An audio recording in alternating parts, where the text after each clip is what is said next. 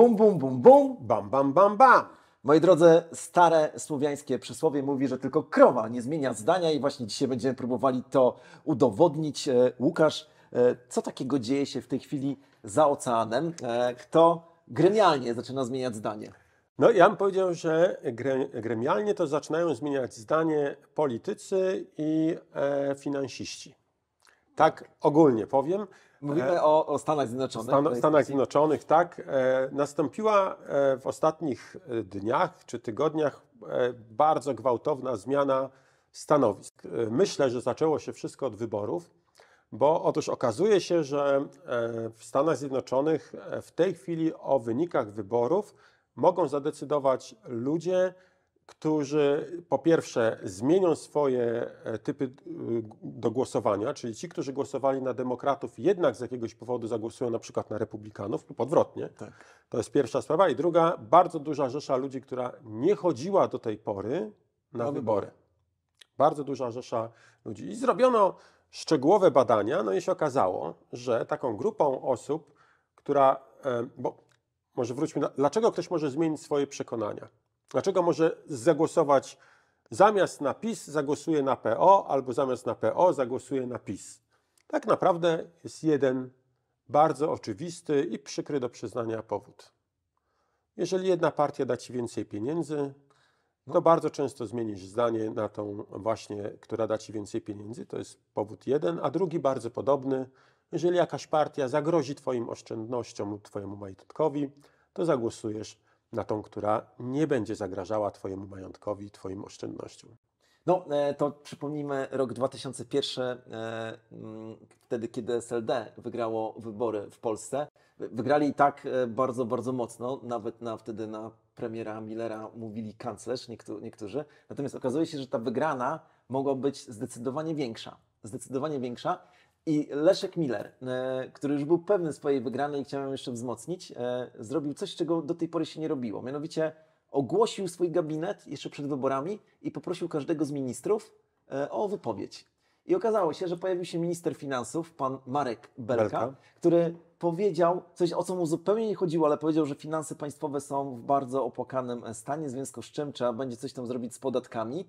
I mówi się, że to był największy błąd Leszka Millera przedwyborczy. Nie wiemy, ile głosów stracili, ale nie dało się tego już wytłumaczyć przed wyborami. To a propos tego, co przed chwilą powiedziałeś. Tak, pamiętajmy też, że w Stanach Zjednoczonych jednak grupa osób, która posiada jakiś majątek, nie mówię tu o jakichś dużych majątkach, ale po prostu posiada dom, ziemię, jakieś mieszkanie, jest większa niż w Polsce. I przez to ludzie, którzy posiadają oszczędności, posiadają jakieś rzeczy, to oni są bardzo decyzyjni. I oto się okazuje, że jest pewna grupa ludzi, która posiada pewien rodzaj majątku, która poczuła się właśnie zagrożona. I mowa tu oczywiście o tych wszystkich, którzy mają kryptowaluty. Różne liczby słyszałem o ilości Amerykanów, które posiadają kryptowaluty, od 10 do 40 nawet milionów. To jest potężna grupa. To jest potężna grupa, gdy może się okazać, że o tym, kto wygra, decydować może 1000 głosów. Bo tak było, można powiedzieć, ostatnio. Głosy w Stanach, w tych Stanach, które zmieniały się z czerwonego na niebieski i odwrotnie, tam decydowało kilkaset głosów. Więc pozyskanie 1000, 2000 wyborców może być kluczowe, a jak mówimy tutaj o 10 milionach, to jest coś naprawdę wspaniałego. Co więcej, może się okazać, że to są ludzie, którzy normalnie głosowaliby na odwrotny obóz. Ale jeżeli ktoś, zresztą sami się zastanówcie i mówię teraz do Was, pomyślcie o tym, że mając kryptowaluty i mając swój majątek w kryptowalutach, czy zagłosowalibyście na polityka, który mówi, gwarantuje, że opodatkowanie z tytułu sprzedaży kryptowalut będzie zerowe i KYC będzie zerowe i nie będzie żadnych obstrukcji i złego działania. Jestem przekonany, że nie wszyscy oczywiście, ale większość z Was zmieniłaby zdanie i zagłosowałaby właśnie na tego polityka, myśląc przede wszystkim o tym argumencie, no chyba żeby się pojawiły jakieś inne, bardziej istotne kwestie. Ale się okazuje, że tych istotnych kwestii jest na tyle niedużo i na tyle mało są w tej chwili artykułowane, że nie polaryzują tak społeczeństwa. No właśnie, z drugiej strony sobie pomyślałem, kiedy ty mówiłeś ten przykład, czy ten eksperyment robiłeś, to pomyślałem sobie o odwrotnej sytuacji, że na pewno nie zagłosowałbym na polityka, który powiedział tak, będziemy finansować państwo od tych darmozjadów kryptowalutowców. 50% podatku to jest minimum, jaki będziemy pobierać, żeby utrzymać wszystkich tych, którzy w kryptowaluty nie zainwestowali. Tak, tak. Jak powiesz, że coś takiego, to na pewno bez względu na to, co innego tak, będzie mówił, na pewno... To głosujesz przeciwko niemu. Po prostu przeciwko niemu. No i teoretycy gier znają właśnie to pojęcie właśnie, czy to pojęcie głosowania, zmiany głosowania jest znane z teorii gier. No i prosta sprawa. Jeżeli wyjdzie polityk, który powie, zabezpieczam wasze oszczędności, które macie w krypto, chcę, żeby Stany Zjednoczone były pro-krypto, odsunę tych niebezpiecznych polityków, którzy wam tutaj bróżdżą od krypto, żebyście mogli posiadać krypto, mieć własne portfele, prywatne portfele, żebyście mogli kupować, sprzedać i nie wprowadzę CBDC. Po prostu jedyne, co może zrobić, to może zyskać, bo ta obietnica, i to jest kluczowy również element, nie ma negatywnego elektoratu. To znaczy ilość potencjalnie traconych głosów jest znikoma, pomijalna, nieistotna, a zyskać można bardzo dużo.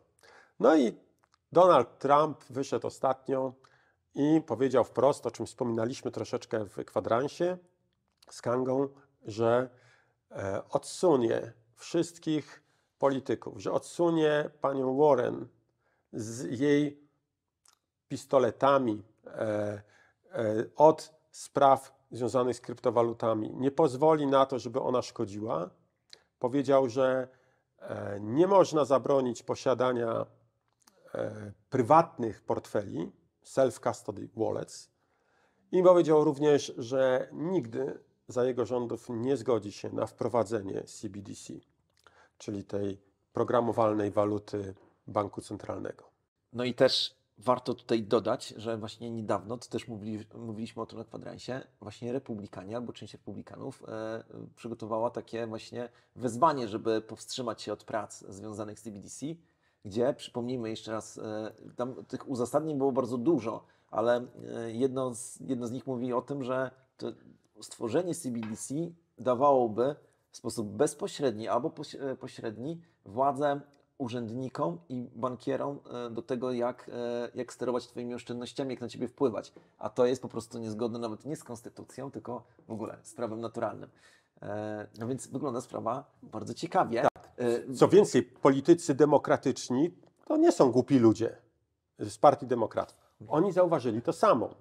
I o ile administracja Bidena, nie wiem, czy dlatego, że jest powolna, czy dlatego, że jednak jest mocno zakorzeniona i nie potrafi zmienić zdania, o tyle sami politycy z Partii Demokratycznej dostrzegli w tym wielką szansę, no bo przecież oni są wybierani, niedługo wybory będą do Kongresu, do Senatu.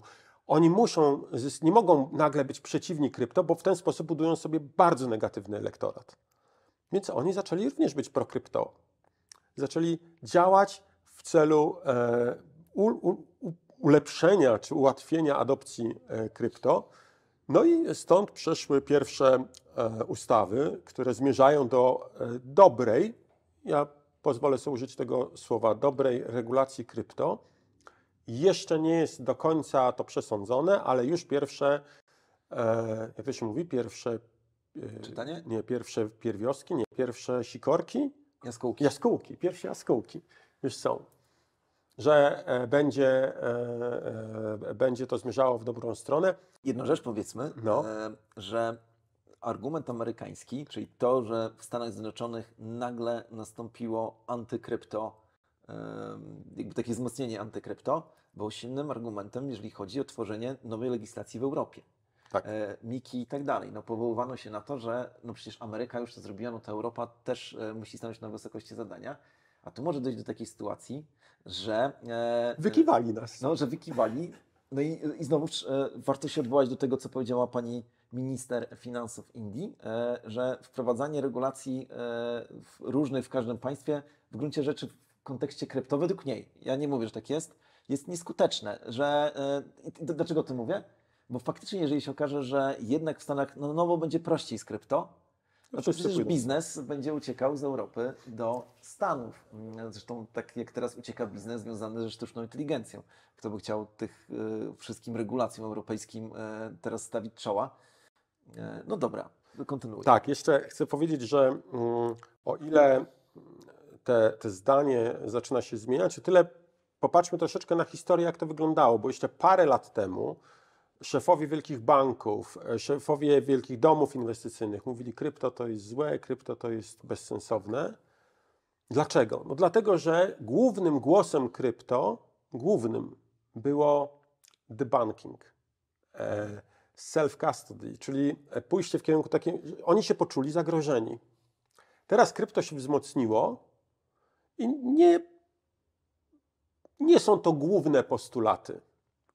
Już nie mówi się na pierwszym miejscu uwolnienie się z ryzów systemu finansowego. To jest cały czas, ale nie jest na pierwszym miejscu.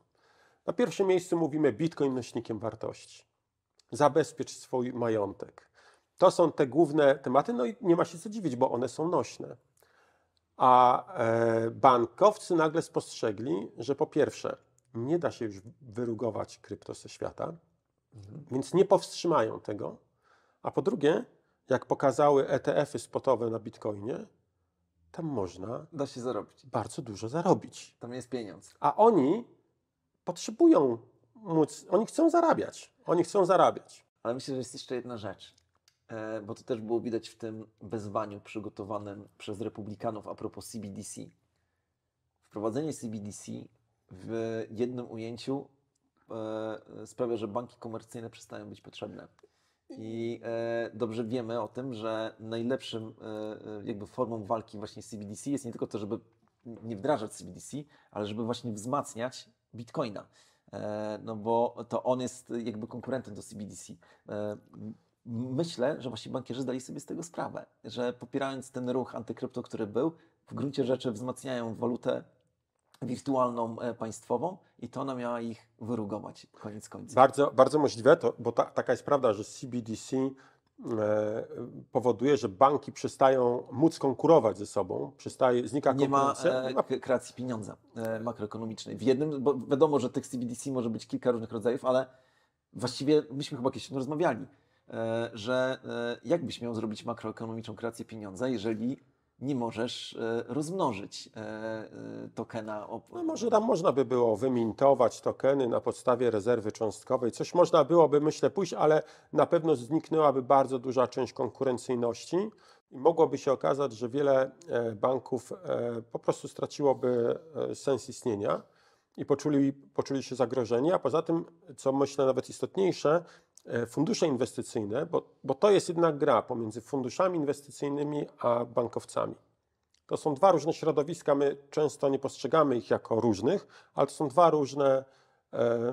dwa różne środowiska. I ci od funduszy inwestycyjnych oni mówią, my musimy zarabiać pieniądze. My musimy zarabiać pieniądze, nie będzie nam tutaj ktoś rzucał kłód pod nogi. Skoro ludzie chcą inwestować w krypto, no to będziemy inwestować w krypto. Dajmy im to, pozwólmy, niech to się dzieje. Nie możemy już tego zatrzymać, pozwólmy im. Tutaj nasuwa mi się pewna analogia, bo gdzieś usłyszałem, że Bitcoin to jest tak naprawdę rewolucja technologiczna. I na początku trochę się nie zgadzałem, bo myślałem, że to jest bardziej rewolucja finansowa, rewolucja w podejściu do finansów, ale potem stwierdziłem, że patrząc na historię świata, możemy faktycznie zobaczyć, że rewolucje technologiczne na początku mają bardzo wielu oponentów. I te rewolucje technologiczne, które mają sens, czyli są potrzebne, rozwiązują rzeczywisty problem, są użyteczne i wymagane przez ludzi, one wygrają i tak, i tak. Maszyny parowe na początku miały całą masę przeciwników. Samochody, cała masa przeciwników. Przecież w Wielkiej Brytanii był przepis obowiązujący na pewno rok, czy dłużej to nie wiem. Jeżeli ktoś wie, to proszę napiszcie, który kazał przed każdym samochodem iść człowiekowi z czerwoną chorągiewką, który krzyczał: uwaga, jedzie samochód, uwaga, jedzie samochód. No, jakby znajdujemy ten problem występuje nie tylko w świecie przemysłu i nowych odkryć technologicznych, ale nawet w świecie nauki. Tylko przypomnę o dwóch ciekawostkach. Liczby zespolone. Jedni matematycy zaczęli mówić o liczbach zespolonych, to drudzy mówili, że to są po prostu szarlatani. Są urojone rzeczy. No właśnie, liczba urojona, ale był też taki człowiek, który zwariował pod koniec swojego życia, Georg Cantor. To jest ten, który zaczął pracować nad nieskończonościami w matematyce i powiedział, że są różne nieskończoności. Zresztą Aleph Zero to jest nazwa jednego z projektów, który odwołuje się do nieskończoności. I trzeba powiedzieć, że on zwariował, dlatego że całe środowisko matematyczne było przeciwko niemu i padły te słowa, które usłyszał też Sokrates, czyli że gorszy młodzież takimi tutaj naukami. Więc generalnie jakoś to jest, że zmiana, niekoniecznie nawet technologiczna, niesie opór tych, którzy szanują status quo, albo po prostu czują się bezpiecznie przy status quo. Zmiana po prostu boli. I to jest coś, czego ludzie z definicji nie lubią.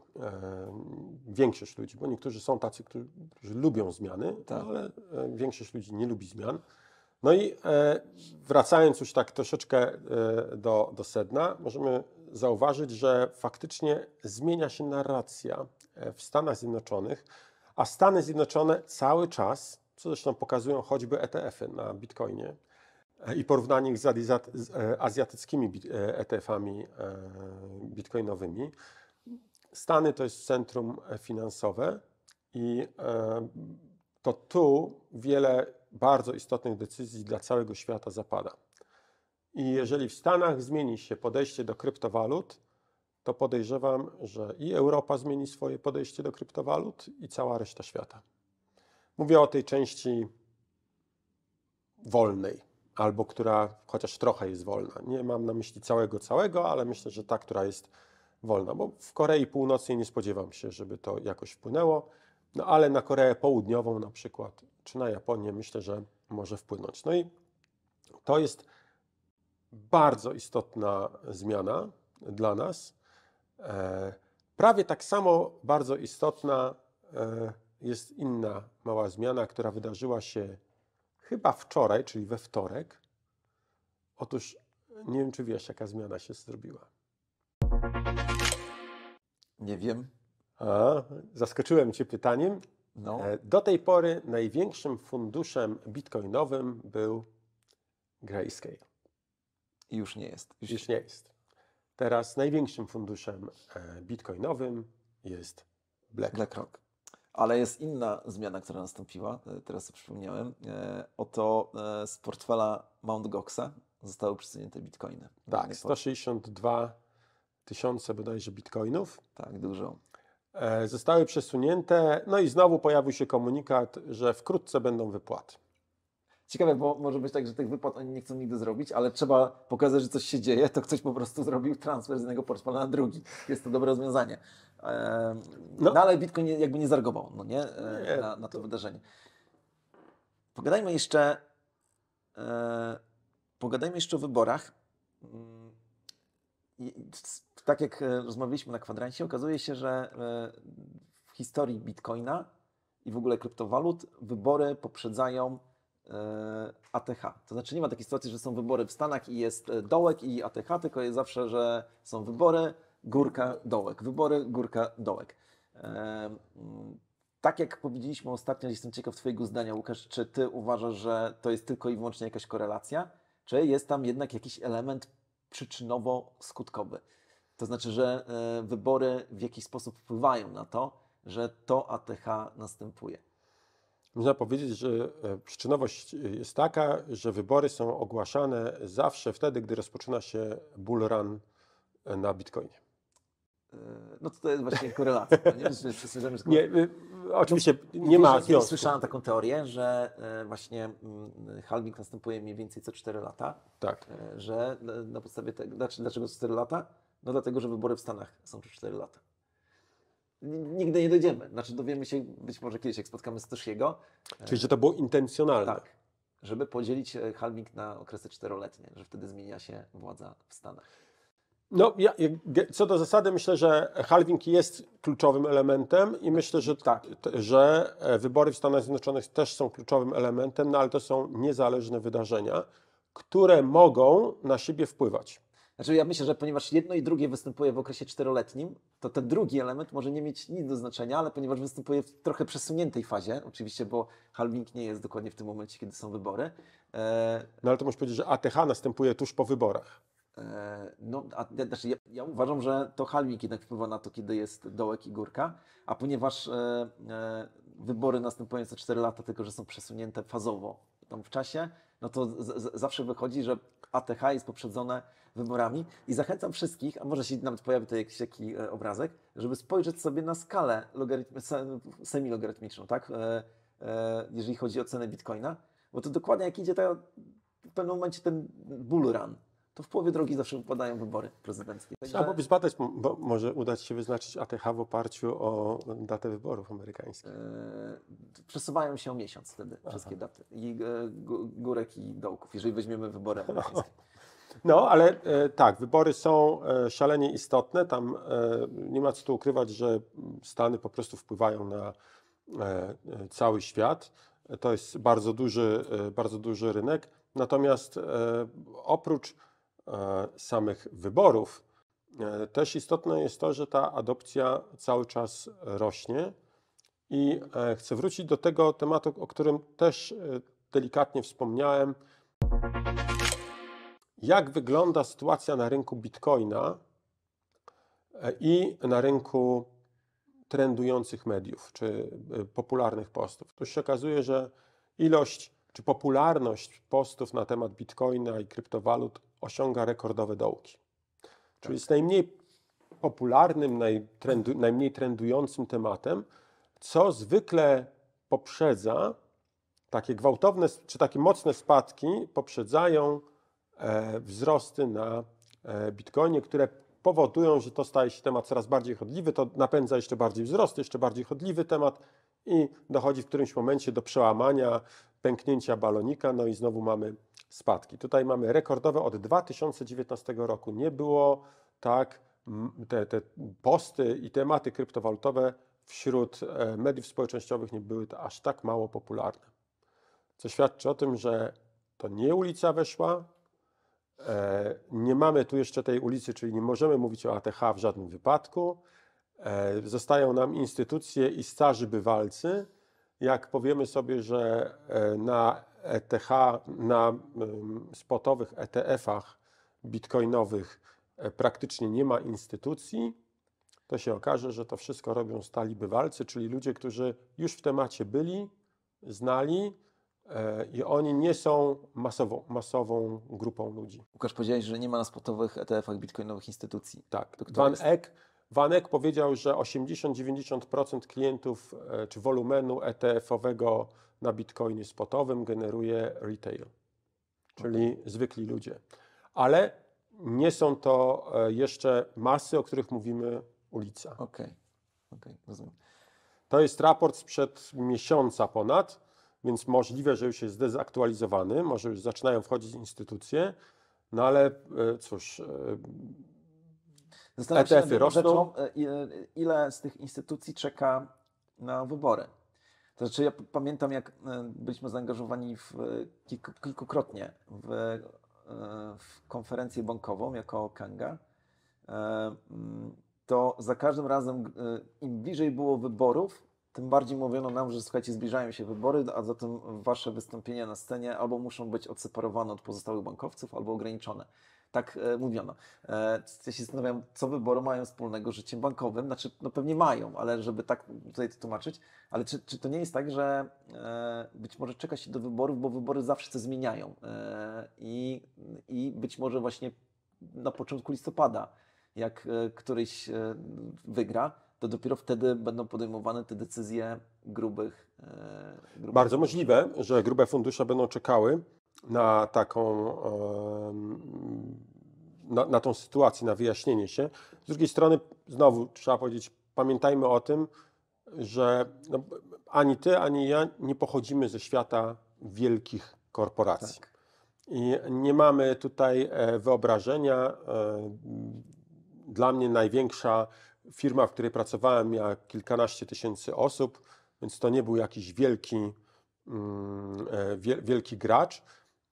Natomiast, bo miałem taki kilkuletni epizod, Tak. ale w gruncie rzeczy te duże firmy, musimy się opierać teraz na zdaniu innych osób, podejmują bardzo powoli decyzje. Tam są komitety, grupy dyskusyjne, komitety, jakieś komisje i tak dalej. I zanim to wszystko przejdzie przez cały cykl życia, to następuje, znaczy to wymaga bardzo, bardzo dużo czasu. No i jeżeli decyzja ETF-ach spotowych była podjęta parę miesięcy temu, to nawet jeżeli miesiąc wcześniej już podjęto jakieś działania w tych korporacjach, to jak oglądałem analityków, którzy mówili o wejściu dużych ryb, to mówili, duża firma inwestycyjna potrzebuje pół roku, to są te ekstremalnie szybkie, 1,5 do 2 lat, te ekstremalnie duże.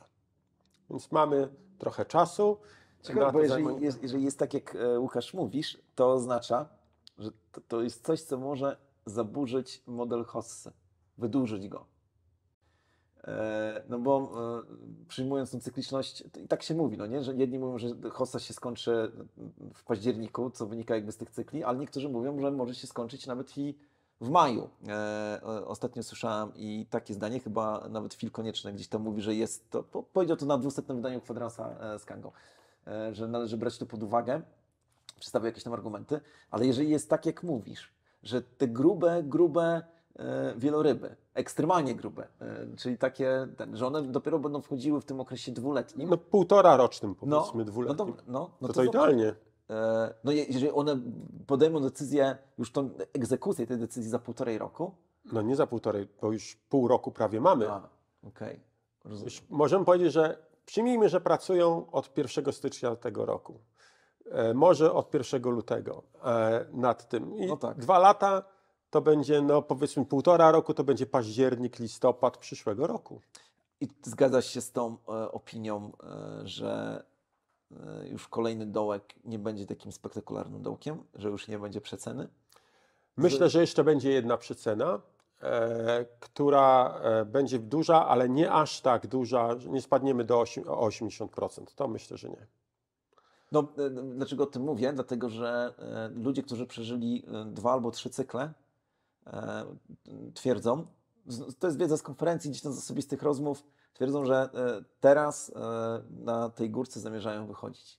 Mówią, że nie wyszli poprzednio, więc teraz chcą wyjść. I oczywiście nawiązuję do tematu Twojej prelekcji z Wrocławia, gdzie Ty zadajesz pytanie, no dobra, ale do czego wychodzić? No bo czy jest coś lepszego, w co możemy zainwestować? No bo właśnie, no powiedzmy sobie szczerze, jeżeli ktoś chce sobie kupić dom, w którym chce mieszkać, albo chce sobie kupić wycieczkę taką jakąś super, no to jest uzasadnione, żeby w tej kwocie wyjść. Ale tak, żeby zamienić inwestycje w bitcoina na inwestycje w USD, w dolary na przykład, tylko z myślą o tym, gdzieś z tyłu głowy, że jak spadnie, to odkupię więcej. Tak. To myślę, że to myślenie jest bardzo ryzykowne i może nas bardzo dużo kosztować, bo mogłem zyskać sprzedając na ostatniej górce, gdybym wiedział, kiedy ta górka będzie, i odkupiłbym taniej, gdyby moje nerwy by to wytrzymały. Ale pamiętajmy, że takie nerwowe ruchy, jak raz sprzedam, to potem jest nerwowo z tym, kiedy kupić, a potem znowu jest nerwowo, bo może jednak trzeba znowu sprzedać, bo może to, generalnie przynajmniej w moim wypadku tak jest, że jeden ruch prowadzi do łatwiejszego podejmowania decyzji niepoprawnych drugich, trzecich, czwartych i to prowadzi takiej pętli, więc dla mnie osobiście najlepszym rozwiązaniem jest DCA, trzymanie tylko w krypto i nie wychodzenie, jeżeli nie potrzebuję zapłacić za mleko, gaz czy prąd. No właśnie, pewnie się podpisuję pod tym. Dobra, Łukasz, myślę, że powoli chyba trzeba przechodzić do części najbardziej kalorycznej, ale zanim przejdziemy, przypominamy o jednym bardzo ważnym apelu, wezwaniu właściwie dla całej naszej cywilizacji. Moi drodzy, jeżeli chcemy, żeby ten świat przetrwał, to potrzebujemy subskrypcji. Bez Waszych subskrypcji, lajków, komentarzy po prostu nie jesteśmy w stanie przetrwać. Potrzebujemy tego jak powietrza, więc proszę, jeżeli nie robicie tego dla krypto, to zróbcie to dla mnie i dla Łukasza, bo was o to prosimy. Dzwoneczek, Subskrypcja, like, tak. komentarz, oczywiście tak, zależy nam na Tak. każdym działaniu, a jeżeli uważacie, że to było ciekawe, to po prostu polećcie ten kanał, czy ten odcinek No Comment swoim znajomym, a my teraz przechodzimy do kluczowego elementu każdego No Comment, czyli fakty, nie mity. Sławku, jaki jest twój fakt? Mój fakt autentyczny jest następujący. Oto okazuje się, że kosmos ma zapach. Kosmonauci radzieccy i astronauci amerykańscy nie czuli go, bo są w tych swoich skafandrach. Ale można go poczuć w śluzie. Jak wchodzi się do stacji jakiejś kosmicznej, to w tej śluzie ten zapach czuć. Przypomina to zapach albo takiego podgrzanego metalu, albo zapach grilla. Nie, że kotlety, tylko po prostu rozgrzany grill. I przyczyną, która wyjaśnia ten zapach, jest to, że tam jest po prostu dużo ozonu. A ozon podobno właśnie z takim zapachem może się kojarzyć. Jedyny moment, gdzie możesz poczuć zapach ozonu, według mnie, to jak były te samochodziki elektryczne. Pamiętacie? Bo tam u góry faktycznie wydobywał się ozon, znaczy w sensie tworzył. Ozon, czyli 3 cząsteczki tlenu, to chciałem się pochwalić, że pamiętam coś jeszcze z chemii połączone ze sobą. A jaki jest twój? To ja mam geograficzno-biologiczną informację. Otóż przede wszystkim bardzo, myślę, dla wielu, mam nadzieję, znanym faktem jest to, że w Stanach Zjednoczonych mamy tylko lasy deszczowe. Może nie do końca jest to dżungla, ale prawie że, bo chodzi o to, że to są bardzo gęste lasy, bardzo takie obfite w zieleń, gdzie praktycznie codziennie dochodzi do opadów. I to są na przykład Smoky Mountain, czyli park narodowy rozłożony gdzieś między Atlantą a Knoxville. Tam jest park, w którym faktycznie jest zielono, ekstremalnie zielono i jeszcze bardziej zielono, zupełnie inaczej niż u nas. Bo w Polsce jestem przyzwyczajony, że jak jestem w lesie, to widzę tak niebieskie niebo, symbolicznie mówię, niebieskie niebo, zielono u góry, brązowo na dole. Czasami jeszcze może zielono troszeczkę na dole, ale generalnie na dole jest brązowo. Okay. Tak? A u nas jest tak, a tam jest po prostu zielono, tylko i wyłącznie. Super. Ale to nie jest ciekawostki. No. Tak, a moja ciekawostka jest taka, że otóż okazało się, ja się dowiedziałem ostatnio, że naukowcy szacują, iż biomasa salamandry, która mieszka w Smoky Mountain, jest większa od biomasy wszystkich innych zwierząt, które tam żyją. Łącznie. Tak. I faktycznie bardzo zdziwiony byłem, gdyż praktycznie pod każdym kamieniem można było znaleźć 1, 2, 3 salamandry. Było to bardzo zaskakujące. Zachodzę w głowę, jak oni to liczą, ale skoro można policzyć, ile komarów mamy, a wiesz, jak się liczy, ile mamy komarów? Nie. No, na rejestrację zakłada się specjalną folię i się w nocy trzeba się przejechać jakąś ulicą i zliczyć, ile komarów ci się rozbiło. To jest patent w ogóle stosowany bardzo mocno. Naprawdę? Tak, to jest metoda naliczenia. No i wiemy, że populacja w ogóle muszek i komarów spada, ale mogę to zostawić na kolejny odcinek, bo miał ciekawostkę. Dobra, żeby nie przedłużać, moi drodzy, bardzo Wam dziękujemy. I zapraszamy na Kwadrans z Kangą, czyli telewizję śniadaniową w każdy wtorek o godzinie 9:30. Boom! Cześć.